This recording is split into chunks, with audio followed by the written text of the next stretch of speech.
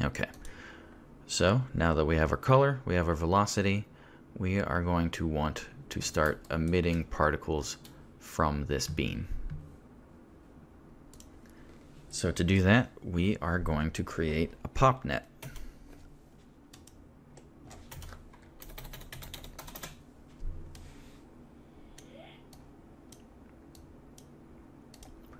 So if we dive inside, what it's going to do is it's creating a pop solver, a pop object, and a pop source. The thing is, while particles are good for what we're doing right now, what I actually want is the flip solver and a flip object. And I'll show you why as I go along. But first we're going to need to create a flip solver.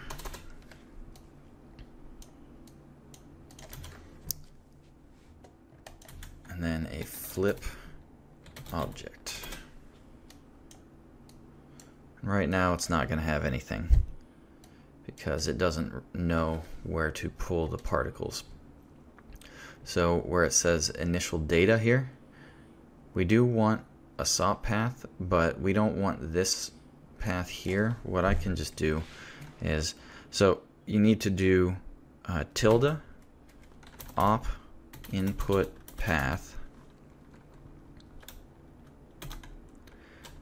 and then what it wants is it wants to know what input to pull from, and so we're just saying pull from this one, whatever's plugged into this node, use that path, and then use the first input, and then we close it out with another tilde. And then another thing we're going to need to do is we need to build the volume bounding box of this. Right now it's just creating a default one that is way too large and not corresponding to the particles that we have right now. So I'm going to go up and I'm going to create just a way to track this and use the information. So I can go, I'm going to create a null, and I don't really want it to run over all these points, I just want it to run over the curve. So if we look here, I can go to this and just say out beam, let's say beam good, I will say beam hero tracker. So if we dive back into here, what I can do is in the center, or the box center, I can say something like centroid, getting the center point of this beam that I have. And so I can just go out beam hero tracker, and then I just want the first value of that. We can see it does give us a value. If there's no value there, it's you typed something wrong. So always keep that in mind. Usually, well, sometimes the value is 0 and that can trip you up, but usually if the value is 0, it means you typed it wrong. So we're just going to copy and paste this. I want the second channel. See, that gives me something. And then I want the third channel, or number 2, since it goes from, it starts at 0. And there we go. So now if we look at this bounding box, it is the center. It's not going to move too far off, but now I can bring this way, way down. So if I bring this back, it's way down. Another thing that we need to do is in the pop source, it's going to try to scatter onto surfaces by default, but we don't have a surface, we have particles. So we're going to do points, and first context geometry is good.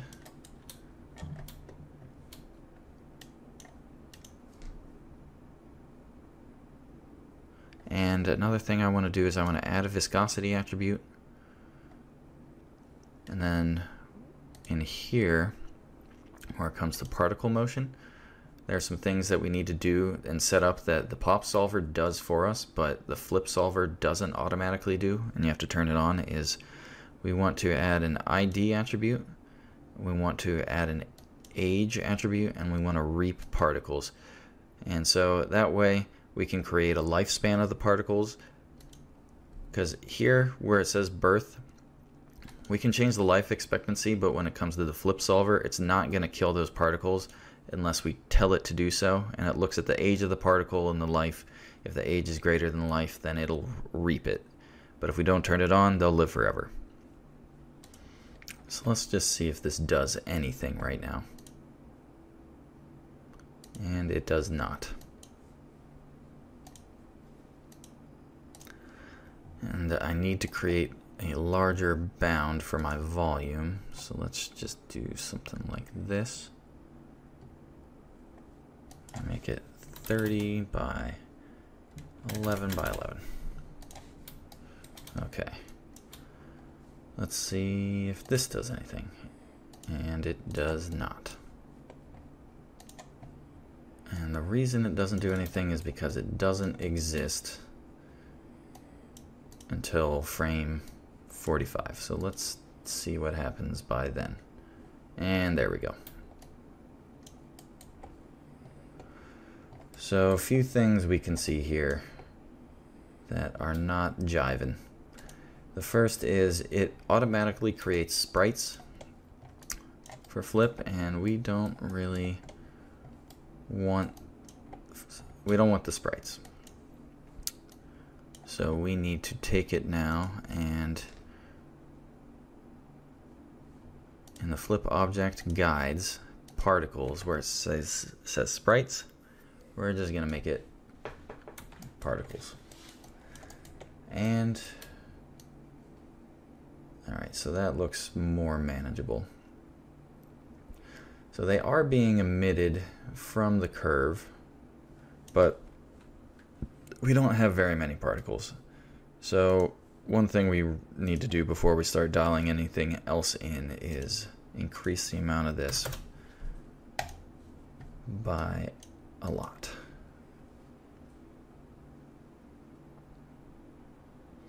Another thing is I don't want to look at the guide that we have.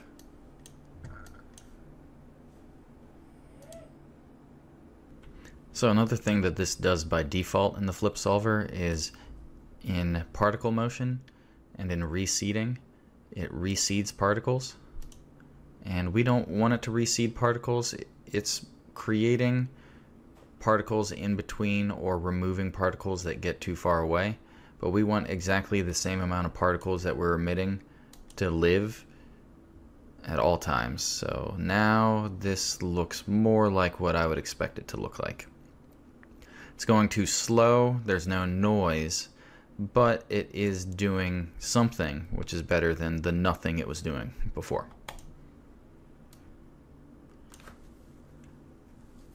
So first off, it's going way too slow, so we're going to go back up, and where we had created the velocity, I'm multiplying things by 0.7. I'm actually going to multiply it by, let's say, like 12 and see what happens there.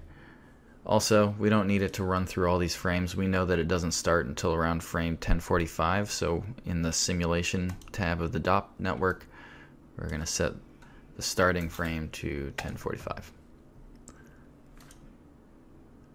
And that is really fast, probably too fast, but it does look cool.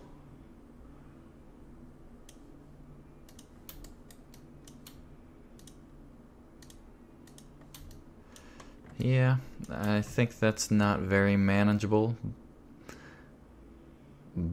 but we can work with it. So instead of multiplying by 12, let's do 5 right now and see what that does. Reset that. Okay. That is closer. It's still flying off in a weird way, but we can mess with that. And there's a lot of different attributes that we can play with to get it to be a bit more cohesive. So if we go to the flip object, there's particle separation and particle radius scale. And so those are pretty integral to how your flip sim looks. And I've dialed this in a decent amount prior to doing this tutorial, so I'm going to put in what I think are some pretty good values.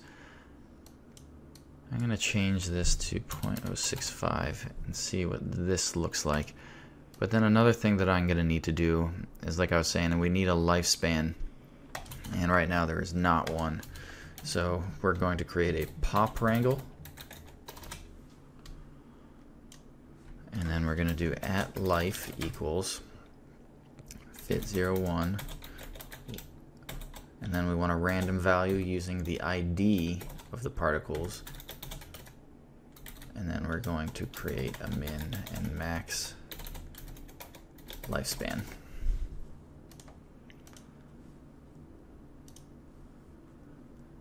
So while we do that, another thing that I always like to do is vary up the lifespan so that it's not just a straight 0 to 1 distribution.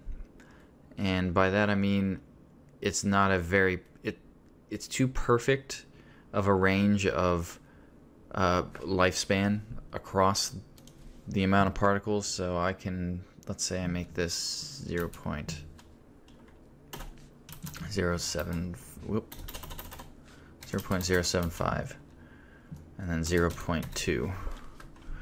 So along this ramp from 0.75 to 2, 50% will have a lifespan in between this.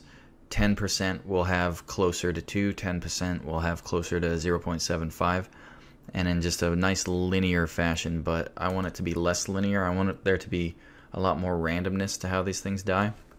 So I'm going to create a new ramp, and you always have to name your ramp. We're going to name this Rampy Poo. And now if I close this out, I have my ramp, and I'm just going to get weird with it. There's going to be some strange distribution.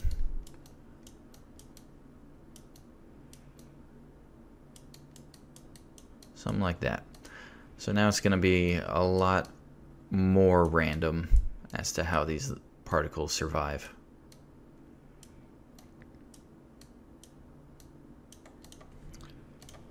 Great. So now we have our life, we have our reap particles. Let's see what happens.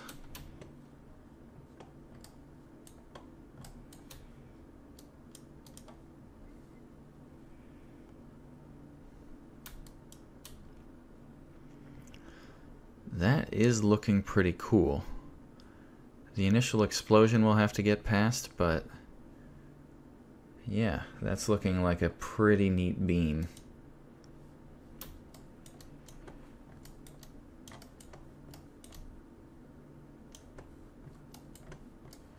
I think I've created the box in the wrong orientation, so I'm going to go back to our volume motion, and where I'm going to mix it up so that it's more like this.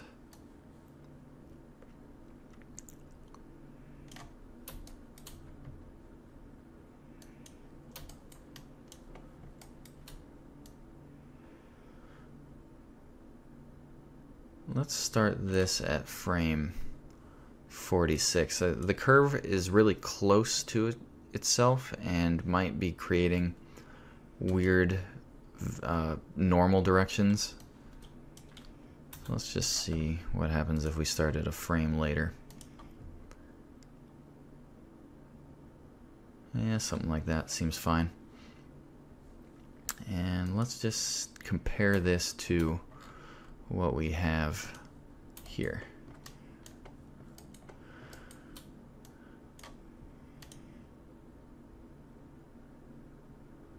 Okay, that's looking pretty cool. And the one thing that I need to introduce to the whole simulation now is what I'd created before, which is this collision object. And then that way it'll look like this beam is colliding with this beam. So what I'm gonna do is create just an out collide geo.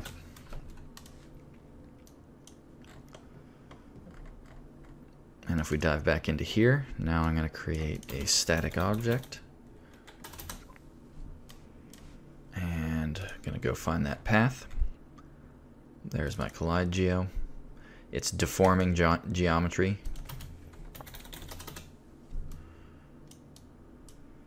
I'm going to move this here, change this.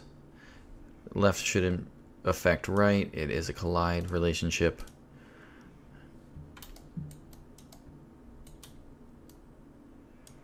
And now we can see our collision geo.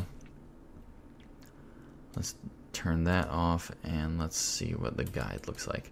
So the guide's okay, it's not great. I think we can have it be a little bit more high res, so I'm going to change that to 80. Let's make it 100. I think that should probably do. It's a little rough around the edges, but I think when it comes to the collisions, it will be wrapping around enough that it's not going to be noticeable. So let's turn that off. I'm going to turn this back to 45 for now. And let's see what happens.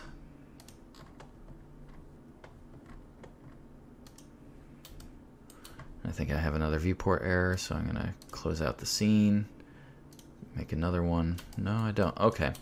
So what's happening here is when we're watching this through the PopNet, in the object merge, it's bringing everything in. So it's going to bring out the static object and the flip object. We don't want that. We just want the flip object. So we're going to say flip object 1. And then now it's only giving us this. But we will see this collide. So let's check this out.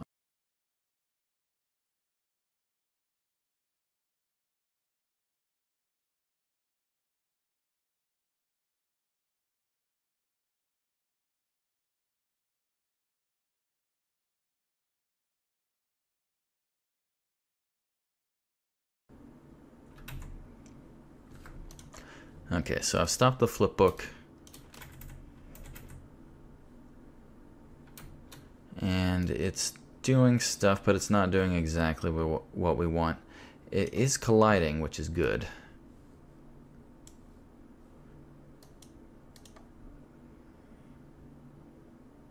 However, it looks like it's passing through the object a bit and hitting the other side of it as well.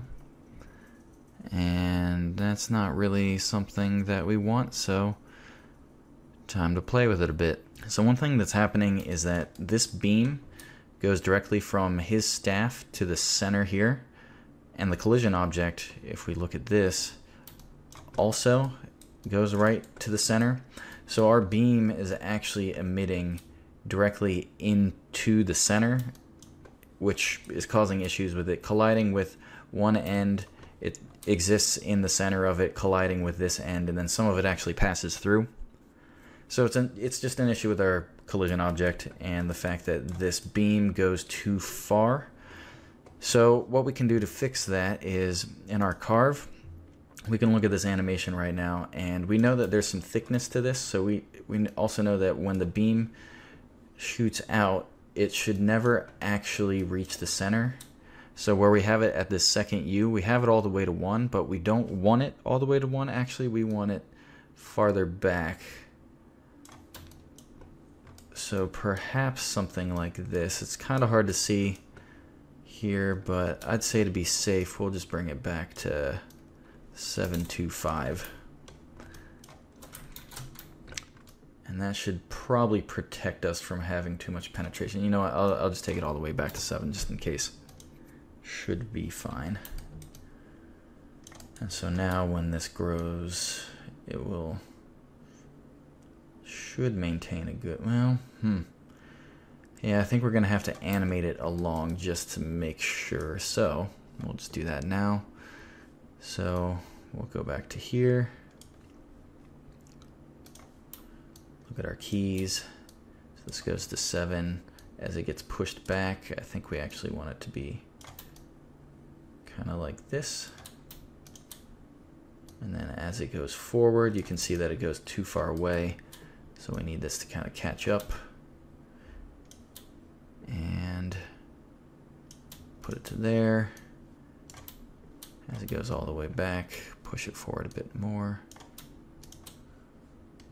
That should do the trick. And while we're at it, we might as well do it to this beam as well. So again, we can see that it's going directly into the center of that, so we want to push this away. Something like that. And then as it goes, we'll push it forward a little bit. And as it gets pushed this way, we can see it's getting pushed back to the center. Move that back. And move it back some more.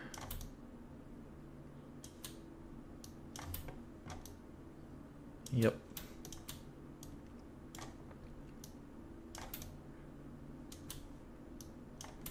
That should work.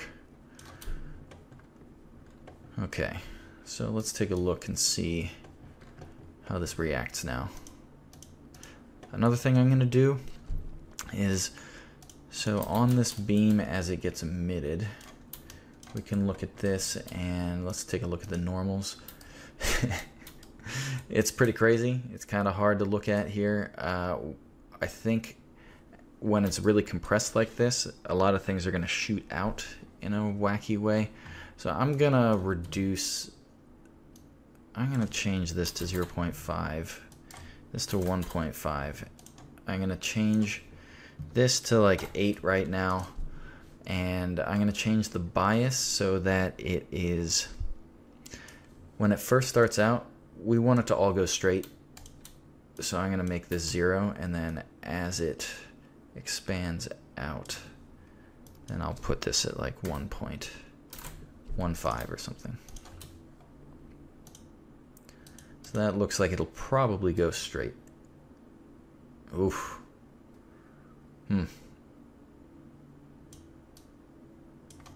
So that's going to need some work.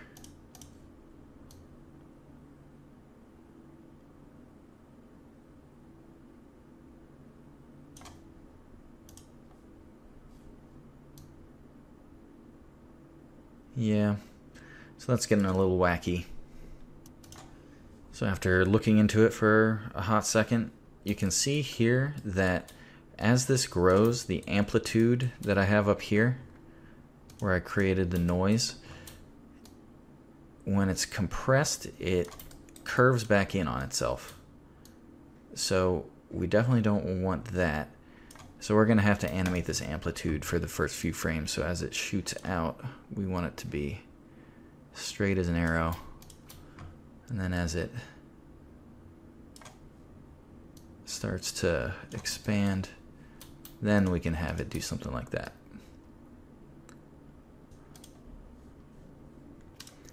So another thing you might notice is a few things look a little bit different in my attributes now. I ran into a quick computer crash that lost pretty much all of the beam that I had created. So I've done my best to recreate it as exactly as I can, but a few things might look a little bit different. I've gone in to kind of fix it. So I didn't have offset here. My amplitude was different. But everything should be pretty much back to where it was. The noise pattern might look a little bit different here, and it might be a little bit thicker, but I think other than that, I've got it to where it should be. So, alright, getting back to it, let's see what happens when we shoot the beam here. Alright, still pretty crazy in the beginning.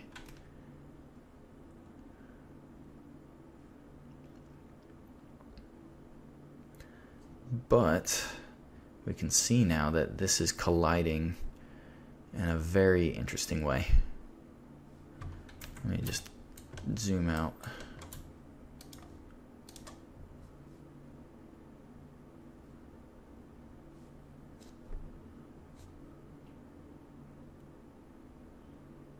Okay, so now we can see that it's not penetrating through the collision object because it's not, no particles are being birthed inside of it. And so the action that you're looking at here is the reason why we're using pop fluids and not just particles.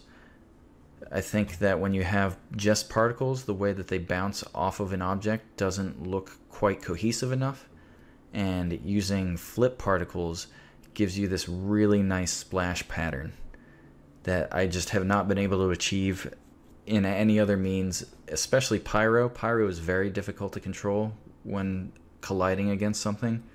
You can do it, it just gives you weird grid marks sometimes, or kind of kills your pyro. So I pretty much stick to, if I want to have a nice splashy thing, I will use particles, and then later we're going to go in and rasterize them so that there'll still be a volume, but it'll be a volume based off of this pop fluid that just gives a really good collision.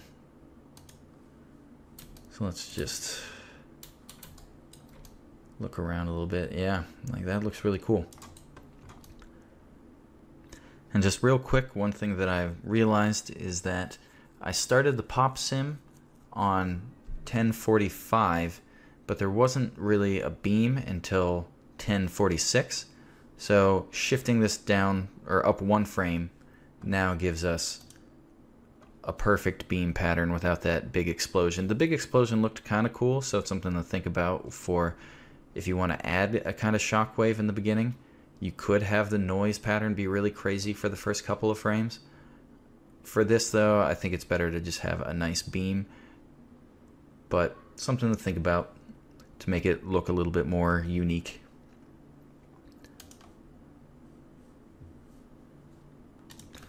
And another thing that we can set up relatively quickly is a thing that we might not necessarily need for this particular effect, but we'll need later, is a ground collision. And that is a thing that I have here. I can bring in this alembic, which right now is much too large. So again, we're gonna have to translate this or scale it down. We're going to do 0.01.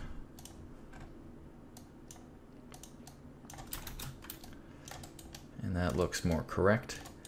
So I'm not entirely sure if any of these particles are going to collide with this. I could probably make them live longer so that they do as they splash out.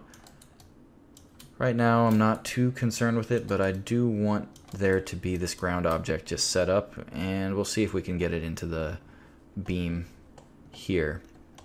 But one of the first and really easiest things to do to create a collision object out of this is we can do extrude volume. First we'll have to convert it. Maybe we don't. Let's see if we don't have to. Nope, we don't have to. Awesome. So let's just take a look. So this guy is sitting on that ground, and now this gives you a volume so that when I bring this in, I'm just going to make another null out ground collide. So if I go into this pop net, we're going to create another static object.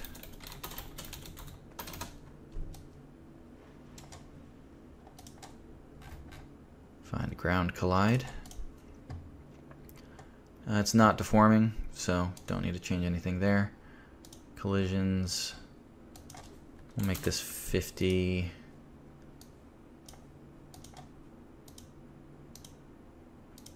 Gonna do that.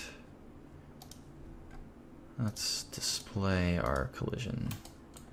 Yeah, that's fine. Doesn't need to be too accurate. And let's just increase this a bit so we can see if we can get some collisions. Let's make it 4. And while I'm at it, because I keep having to kind of swivel around and I'm tired of it, is I want to frame this action. So I'm going to do something like this, and up here I'm just going to create new camera, action cam, why not? Now if we go back here, let's just see what happens with our sim. And I'm going to do a quick flip book with that. Well, how about I do this? So just so we can see everything. There we go.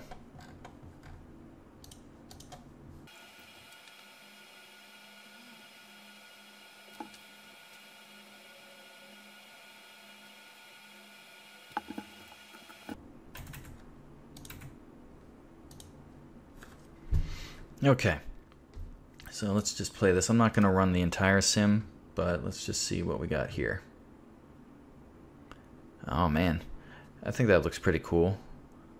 And I think that is a pretty good lifespan. We might want to shorten a little bit as it goes on, so it's not too much fanning out, but you can see here that it is fanning around and it is colliding with the ground. And I think that gives a really good effect. So yeah, we're going to stick with that. And next, I guess we're going to increase the point count of this just to make sure that when we rasterize it that we have enough. So I'm going to set that up really quick. And that's just by, all we have to do is go into the pop net. Right now, if we go here and go to what we've cached, if I middle mouse, 221,000 particles, that's okay, I guess, but we'd have to have a really large P scale to rasterize this, and it would look kind of chunky, and we want more detail than that. So what I'm gonna do is I'm gonna set this to, right now we're spitting out 500,000. Let's make this 8 million. I think that's a good place to start.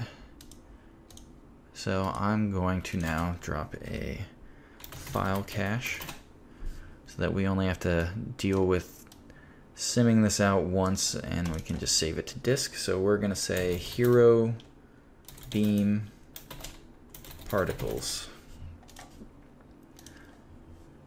We only need this to go to 1046, and I'm gonna hit go, and for you it's going to be instantaneous. For me, I'm gonna have to sit around a little bit, but that's fine. So let's ride. Okay, I have cached out all the particles, and I have done a flip book of the sim, so you can see it here. The splash might be a little bit too much.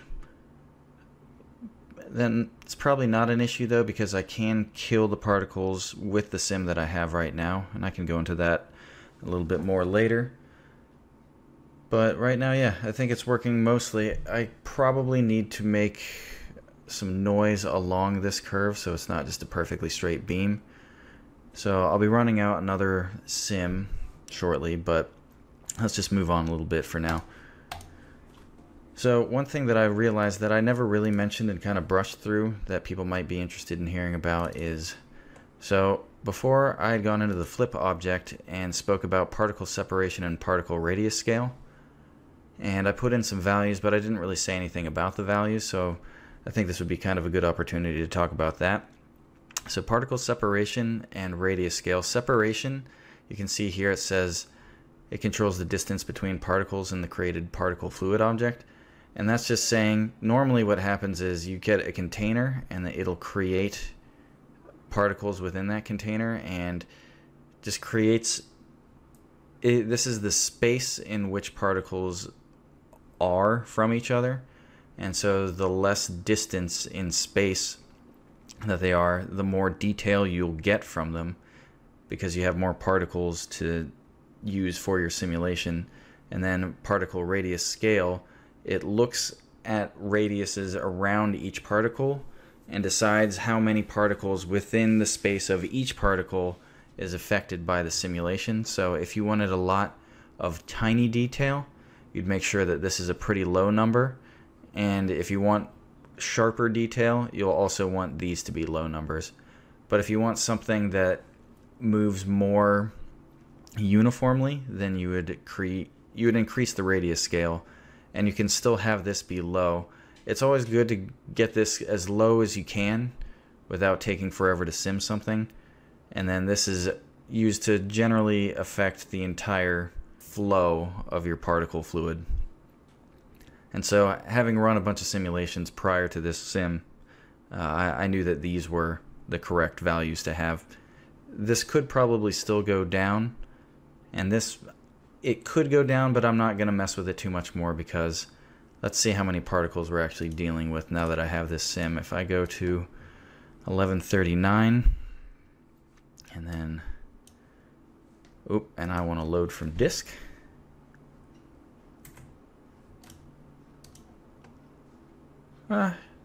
So I'm dealing with 3,540,000. So that's not a small amount of particles. And we can see here that gives us a really good shape, and once I actually rasterize this, I think it's going to look really cool.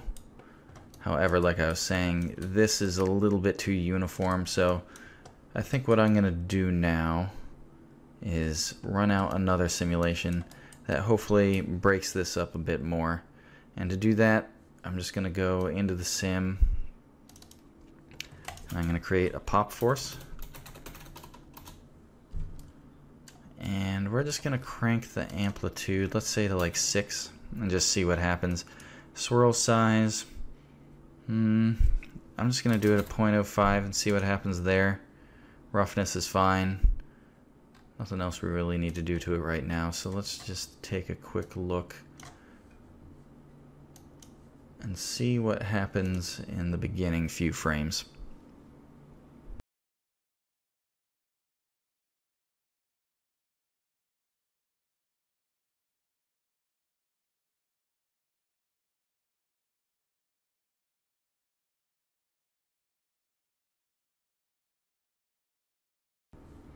Okay, let's take a look at this.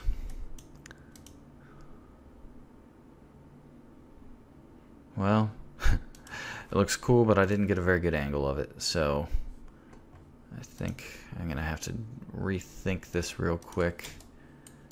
Come in somewhere like here, flipbook it from here, and this time I'm gonna reduce the amount in half and see what happens now. And just for good measure, I'm gonna increase the swirl size and the amplitude.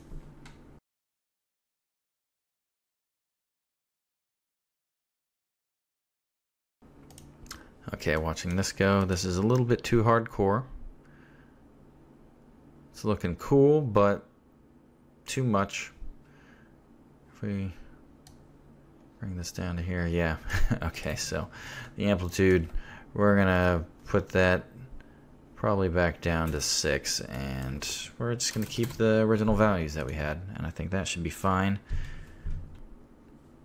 So I'm gonna jump back up, and we're gonna run the sim one last time. Also, if you're following along with me, don't forget to go to constant birth rate in the pop source and jack that back up to 8 million, because we want to run it at the highest setting. So, gonna run this out now. Let's see how it goes.